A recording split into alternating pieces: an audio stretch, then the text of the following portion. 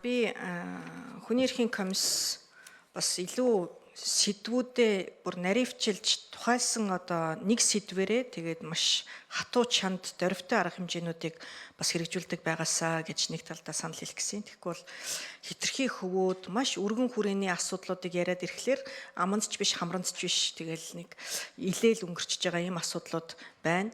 25 дахь илтгэл нь хүүхдийн амьд явах эрхийг одоо бас хүндсэн асуудлаар байгаасаа гэж одоо бас саналаа хэлмээр байна. Ер нь бол зөвхөн 23 оны мэдээллийг лаваад үзэхэд амьгүй механик хүчинд өртөж одоо осолд орж эрүүл мэндийн байгууллагт хандсан 9,000 хүүхэд, зам тээврийн осолд өртсөн 5,000 хүүхэд, түүнээс 51 хүүхэд нас барсан. За хүчирхийллийн шалтгаанд одоо бэртэл гэмтэл аваад 1300 одоо 1400 хүүхэд эрүүл мэндийн байгууллагт хандсан байгаа юм. Тэгэхээр эцэг их одоо өөр хүмүүс зодож тийм ээ одоо тухайн хүүхэд гэмтэл аваад эрүүл мэндийн байгууллагт хандсан байна. 0-4 насны 3400 хүүхэд түлэгдсэн байна. 5-9 насны 700 хүүхэд түлэгдсэн байна.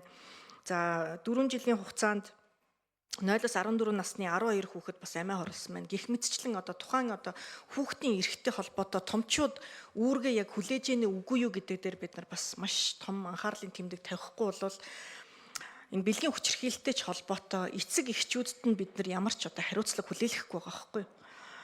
Гэтэл тухайн эцэг их хүүхдтэй үл хайхрах хүчирхийлэлд оруулсан учраас тухайн хүүхэд хин нэгний бэлгийн хүчирхийлэлд орж байгаа. Ялангуяа 0-6 насны хүүхэд тийм үү? Хүүхдийг хамгаалах, энэ асран хамгаалах үүрэг нь эцэг эхт нь байгаа мөртлөөсөө хүүхэд эрсдэлд орлоо гэхэд эцэг эхт нь ямар ч хариуцлага хүлээлгэхгүй байна.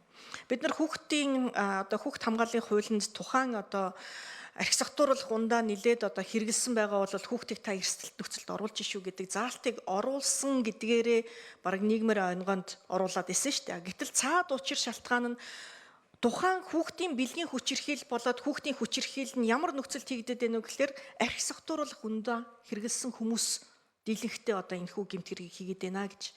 Тэгэхээр энэ хүүхдийг бол яг энэ орчноос хамгаалах нь эцэг их асран хамгаалагчийн үүрэг, том хүн бүрийн үүрэг байхгүй. Тэгэхээр энэн дээр одоо бас хэдүүлээ анхаарч энийг нийгэмд дөрвтэй хүргэх хэрэгцээ шаардлага бол байна гэж. Хоёр дахь нь болохоор би бас энэ цахимтай холбоотой бид нар бусад улс оронд яг хэрэгжүүлж байгаа хөгжсөн улс орны энэ зохицуултыг Монгол улстай нэвтрүүлэх хэрэгцээ шаардлага байгаа буюу хүн тухайн аккаунтын ард хэн байна вэ гэдгийг тогтоодог буюу тухайн аккаунтыг үүсгэхдээ анханасаа тэр регистрийн дугаар байна уу, пассворд байна уу, тухайн нэг хүнтэй иргэнтэй нь өөртөө холбогддог байхгүй бол энэ хуурамч аккаунт, энэ ботууд чинь ердөөс үнэхээр замбраагаа алдж байна. Монгол улсад фейсбુકийн хэрэглэгч 6 сая байгаа. Гэтэл хүн ам нь хэд вүлээ? За түүнээсээ одоо хүүхэд болон одоо настангуудыг хасхлаар хэд байгаа билээ. За аж ахуйн нэгж байгууллага өөрийнхөө үүсгэлээ гэсэн ч гэсэн аккаунт үүсгэлээ гэсэн ч гэсэн цаана нь үнэхээр хэтэрсэн маш олон юм хурамч аккаунтууд байгаад байгаа байхгүй. Тэгээ зорилго нь юу юм бэ? Энийг яагаад шийдэхгүй байгаа юм бэ гэхээр магадгүй улс төрчид өөрсдөө өнөөдөр улс төрийн зорилгоор өнөөдөр ч гэсэн яг одоо улс төрийн зорилгоор ашиглаж байгаа хурамч аккаунтууд байна. Хурамч аккаунтаар энэхүү үйл ажиллагааг явуулж мөнгө төгрөг олж байгаа хүмүүс ч байна. Хэвлэл мэдээллийнх нь энэ дотор байгааг үгүйсэхгүй. Ийм учраас энийг дөрвтэй шийдвэрлэх арга зам одоо гарцыг одоо дөрвтэй хийхгүй одоо авч хэрэгжүүлэхгүй арга хэмжээ авч хэрэгжүүлэхгүй байгаад үнэхээр сэтгэл эмзэглэж байна.